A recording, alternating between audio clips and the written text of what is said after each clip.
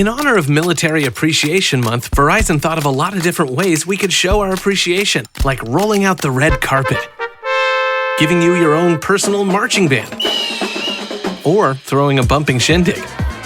At Verizon, we're doing all that in the form of special military offers. That's why, this month only, we're giving military and veteran families a $200 Verizon gift card and a phone on us, with a select trade-in and a new line on select unlimited plans. Think of it as our way of flying a squadron of jets overhead while launching fireworks. Now that's what we call a celebration, because we're proud to serve you. Visit your local Verizon store to learn more. $200 Verizon gift card requires smartphone purchase $799.99 or more with new line on eligible plan. Gift card sent within 8 weeks after receipt of claim. Phone offer requires $799.99 purchase with new smartphone line on unlimited ultimate or postpaid unlimited plus. Minimum plan $80 a month with autopay plus taxes and fees for 36 months. Less $800 trade-in or promo credit applied over 36 months. 0% APR. Trade-in must be from Apple, Google, or Samsung. Trade-in and additional terms apply. Today's episode is sponsored by NerdWallet's Smart Money Podcast. Making financial decisions shouldn't feel like picking a TV show. Too many options, too much hype, and no way to know what's actually good. NerdWallet's Smart Money Podcast cuts through the clutter. Their finance journalists break through real-world money decisions with clear research-backed insights. From investing to home buying to credit cards, the nerds help you navigate major financial decisions with confidence. Leave TV to fate. Leave your next financial move to the nerds. Follow NerdWallet's Smart Money Podcast wherever you listen.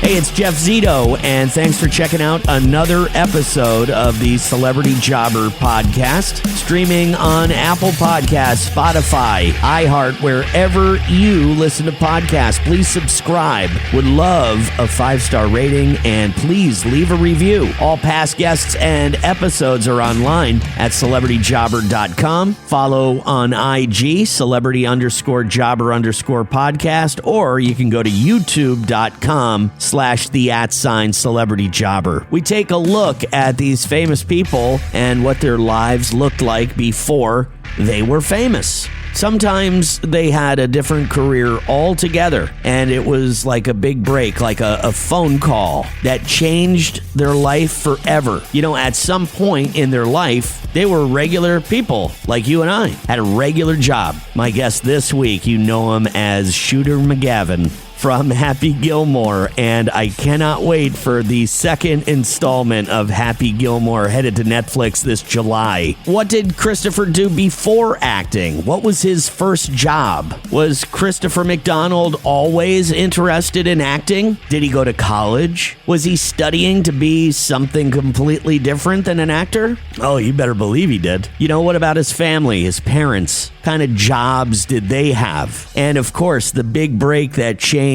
everything for Chris. We're going to hear all about it. Plays the role of Shooter McGavin in both Happy Gilmore and the sequel, Happy Gilmore 2. Plus, he's in a brand new movie in theaters right now. His name, Christopher McDonald, my guest this week on Celebrity Jobber. You know where your business would be without you. Imagine where it could go with more of you. Well, with Wix, you can create a website with more of your vision, your voice, your expertise. Wix gives you the freedom to truly own your brand and do it on your own, with full customization and advanced AI tools that help turn your ideas into reality. Grow your business into your online brand. Because without you, your business is just business as usual. Go to Wix.com. The Celebrity Jobber Podcast with Jeff Zito. If you like what you hear, please subscribe, give a 5-star rating, and leave a review. Check out all our past episodes on Apple Podcasts, Spotify, or wherever you pod. What if these celebrities weren't famous? What would they have become? What was their first job? We're about to find out. Hello, Mr. McDonald. How are you? Good, Jeff. How you doing, man? I'm doing good. Christopher or Chris? What do I call you?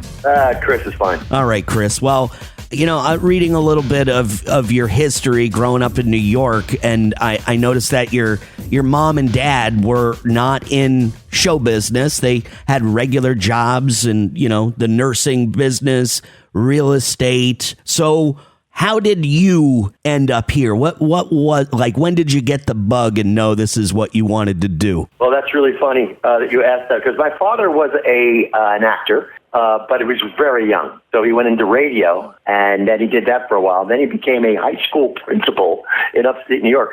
So he brought all his kids from New York City up to upstate New York, which is like Green Acres, and it was like, what is this town? And he was the principal for 25 years up at the high school that I went to and the school that I went to. So to answer your question, it's interesting because I had a lot. My father directed all of these musicals, and I had very talented siblings. My sisters were great voices. My brother Casey, great voice. And my brother Daniel, great voice, great actors. But I was a trumpet player, and I was a very good trumpet player. And I had to sit in the audience, in the pit, and play. And I said, no, you can't get on stage. You can't do it now. We need you in the audience. We need you in the orchestra. I was like, oh, my God. So I always wanted to do it. And then and it was like, big Irish Catholic family. It's kind of like, you think the talented kids, and then, oh, yeah, Chris, here's movie money. Go see whatever. Just to brush me out of the way. And I was like, oh, boy, this is just getting in my craw. Celebrity Jobber. Running a business is hard work. Building your website shouldn't be. With Wix, you can express your ideas, give direction, then leave the heavy lifting to AI. From site creation to branded content and images. Have fun with the details. Customize what you want the way you want. And manage your whole business from a centralized dashboard with expert AI tools. Build, scale, and enjoy the incredible results. You can do it all yourself on Wix. The Celebrity Jobber Podcast with Jeff Zito. So what happened was I went to Hobart College, grade school, and I was in the science department to be a dentist.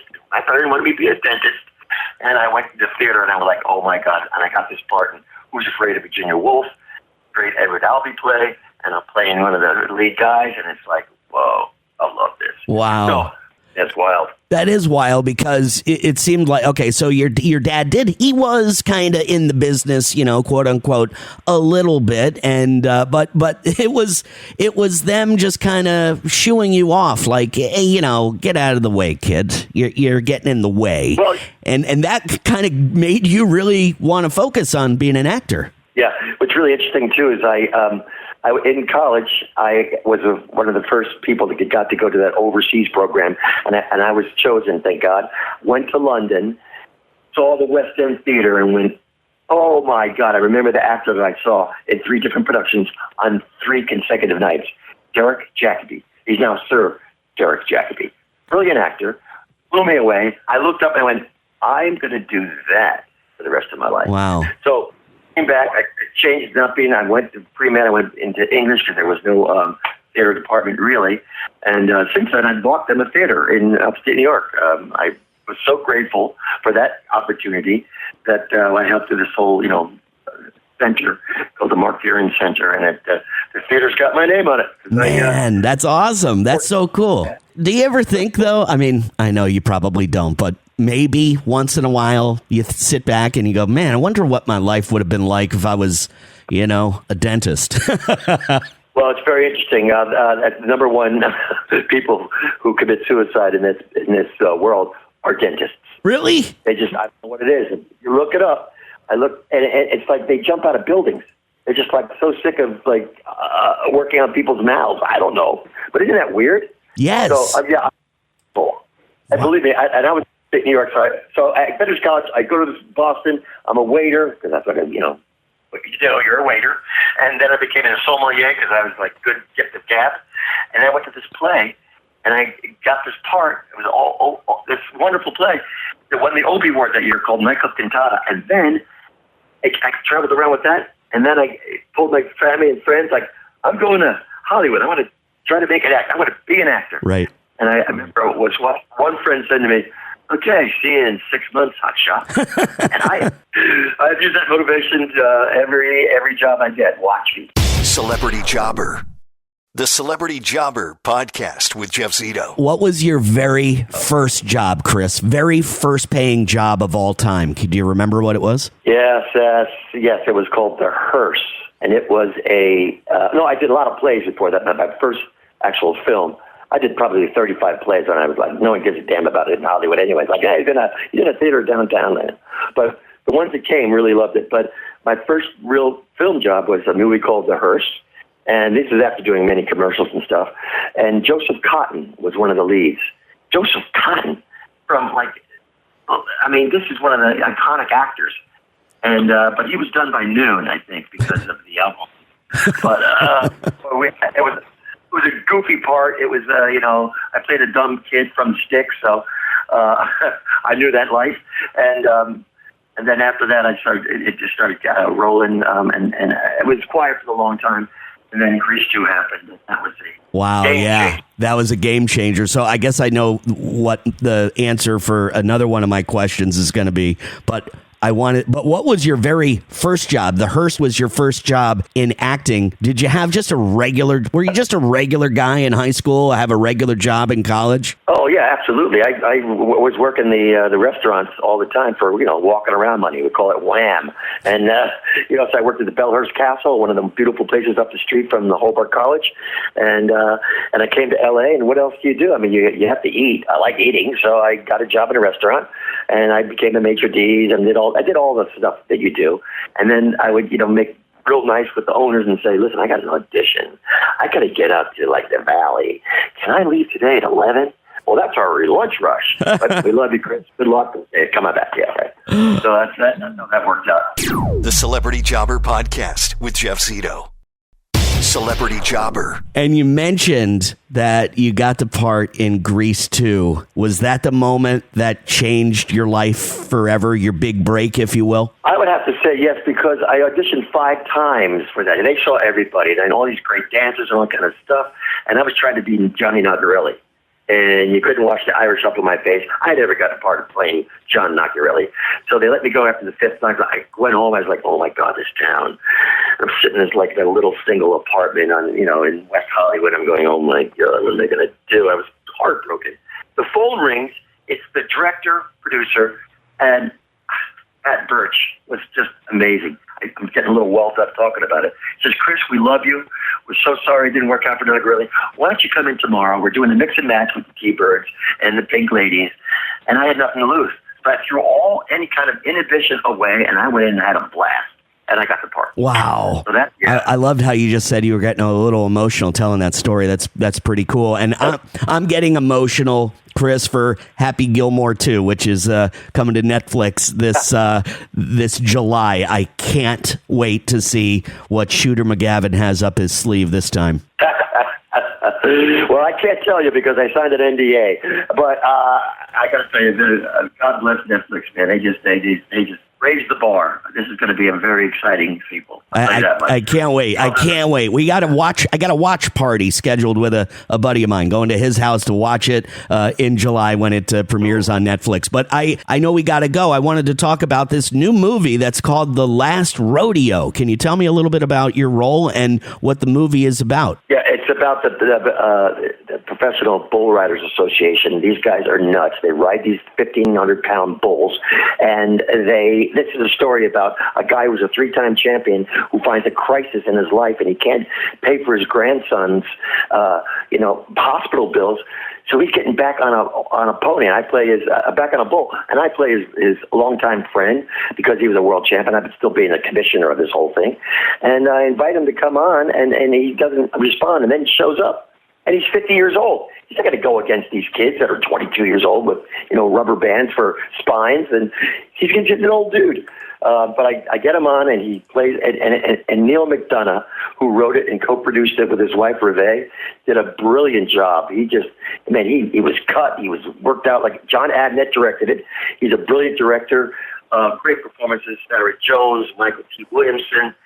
I had a blast shooting it. And the bull riding sequences alone are breathtaking. The story is all about heart. It's all about family. Family's forever. It's the things you would do for your family.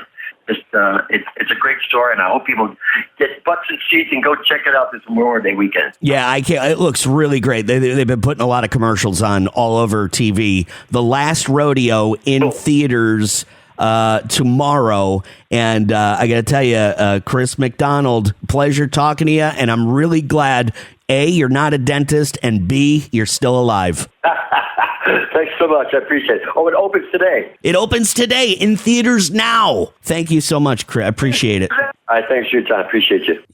You talk about the big break, and I think Christopher maybe was thinking about it a little bit when I asked him that question. And, He even admitted that he got a little emotional telling the story. You could tell his voice cracked a little bit when he talked about Grease 2 being the role that changed everything for him. That was a pretty cool story, He said his dad was an actor early on in his career, then was in radio for a bit, and then became a high school principal. And Christopher went to college to become a dentist. And for the life of me, I can't figure out why somebody would want to go to college to learn how to become a dentist. Because to me, it just doesn't sound very, very appealing, other than it's a good career where you can make a lot of money. So maybe that was his motivation. I should have asked. But wasn't it funny that Christopher mentioned there are a lot of dentists out there who, I guess, hate their life and they commit suicide. A high number of dentists. Interesting fact. Talked about his first acting job, but his first job, real job, in the restaurant biz. And when he was out in Los Angeles trying to get acting gigs, he was working at a restaurant and pretty much did everything. He said he was even the maitre d', but he would constantly have to go back to the boss and be like, hey, can I scoot out of here at 11 o'clock to do this audition? And it seemed like, that was a busy time of the day for a restaurant and had a lunch rush coming through. So it ultimately didn't work out for Christopher, which is good news. Because like we mentioned earlier, he ended up getting the part in Grease 2 after he said he auditioned like 5 different times for the part. And that was the thing that really got his career to take off.